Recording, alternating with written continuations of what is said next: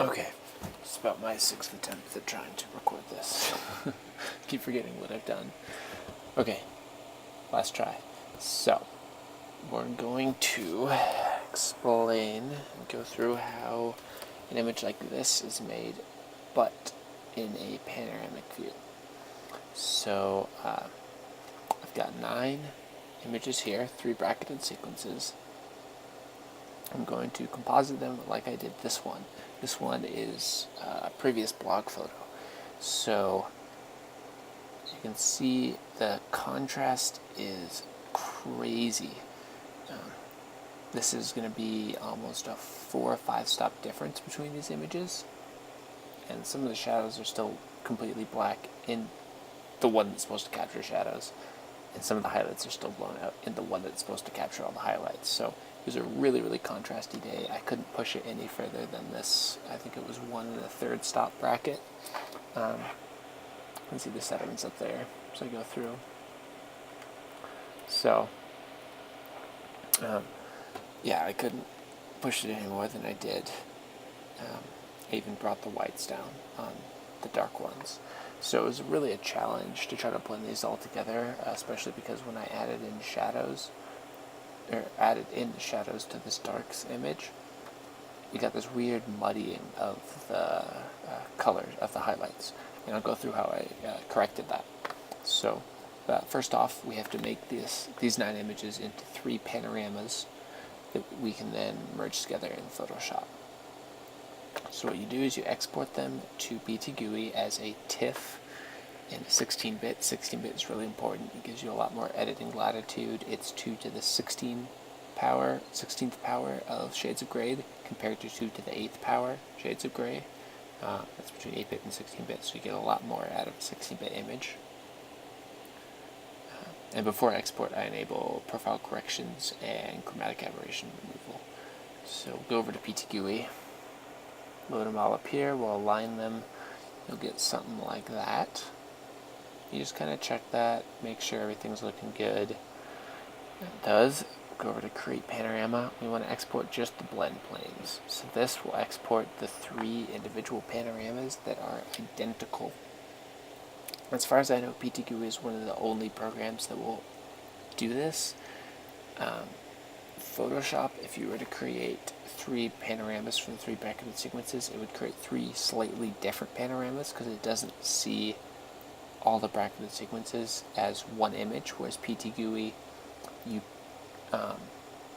what this is doing actually is recognizing that there's 3 quote-unquote images, 3 framed images that are all HDRs and need to be made into a panorama. So if I wanted to, I could export just a blended panorama, but by exporting just the blend planes, what I'm telling PTGUI to do is export the 3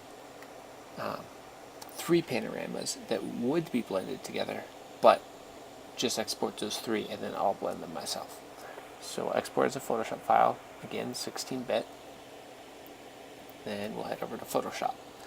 This is the finalized image, but I'll go through how I created this one and the problems I had to deal with. So we'll start off with just this black, or the underexposed one. I want to take the highlights from that and then take the shadows from this one. However, with this one, the brights are really overexposed, so I have to find a way of selecting just the shadows. So real quick, I'll go through and do a rough approximation of what I did. I'm going to create a layer mask that is black. So that's Option Delete to fill that layer mask with black if your foreground color is set to black. Then I'll go over to my channels. I made all of these masks off of actually the middle exposure, which would be these guys. I deleted that panorama from the Photoshop file because I didn't need it anymore, but that's the one I made all these off of. The reason being is because this has a wider range of tones. You see, this one doesn't have a lot of shadows, and this one doesn't have a lot of highlights. So if I were to try to make like 6 masks of highlights, I'd get 1 that captured this range, but then the rest would just be a bunch of white areas because there's no detail to pull from because the highlights are blown out. Same with this one. I couldn't make a lot of layer masks because there's no, there's not a lot of shadows to pull from. You know, you could get one of here, of here, of here, but then the rest would just be completely blown out or crushed. So there's not enough latitude to make a bunch of good layer masks. Whereas this one, you have a whole lot of latitude to play with. So back over to Photoshop, I'll select my darks 2, so that's all my shadows, and excluding the highlights. So command click that. Go back over to here. Gonna hide that, command H.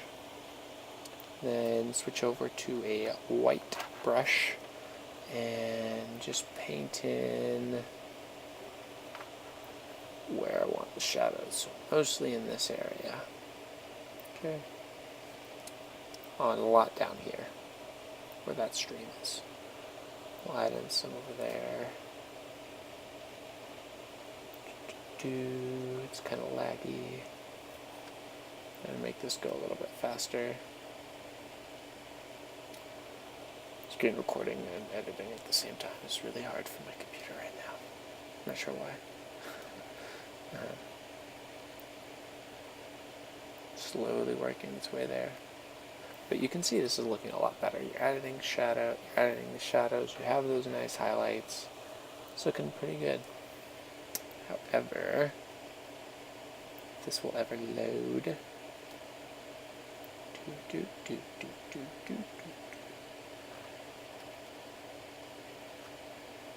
So what else could I talk about in the meantime? You can kind of see right now some of the problems we're going to have is right here, right here, right here, in the backdrop up here, although it's looking better right now that it loads in, but mostly these three areas. If you were to look closely, the highlights are pretty much gone. They're just sort of a middle shade of gray. So, okay, there we go. So, even though these are masked out, well, the reason is because they're masked out. So you're getting the shadows in here, but the highlights are still from this lower image down here. And they're not very much. So we want to bring back highlights from this image into this image, but we don't want to bring all of the highlights, okay? Because if we brought all of the highlights, they'd be completely overexposed. So we just want to bring some of the highlights back in, okay? So, again, this is sort of a quick and dirty one. Let's grab brights 1. So we'll hide that. Select our layer mask. Get a brush. Let's make it a little bit smaller. And then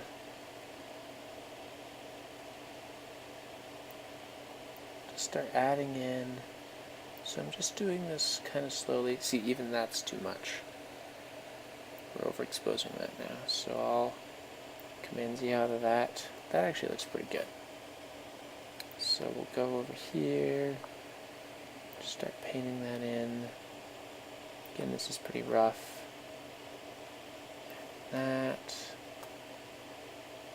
Gotta take care of attention to detail. See how much better this is looking already?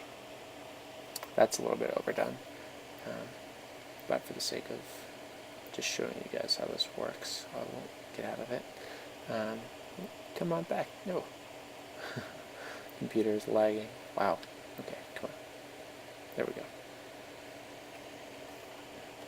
Then adding back in here. So we're just barely adding some highlights back in. Bring it down in here. The water. Up in here, and the trees. The trees are almost the most important part. So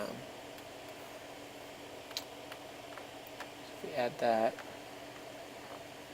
see how that really made a difference?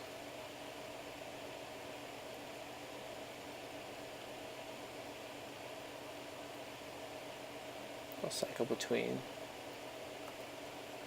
Really adds some more pop into there. So when you look back and you compare it to what it was, this actually looks much more natural. So I went through that much more carefully than I just did, paying more attention, so I'd have gone a lot softer there, softer into here, try not to blow stuff out. I did that, actually did it twice with one of these layers. I'll delete this one so you can see the two individual layers I made. So, the first one I did was encompass the whole thing. It was more of a subtle effect, so I paid much more attention to bringing up all of the shadows I could. Look here, this is a lot of white everywhere. Then I went back in, painted out some of these ferns, around the moss, around these really bright highlights. And then I came back in, as you saw, with the bright selected, and then painted in. You can see that little splotch right there that I painted in around these trees, up on here, over in here.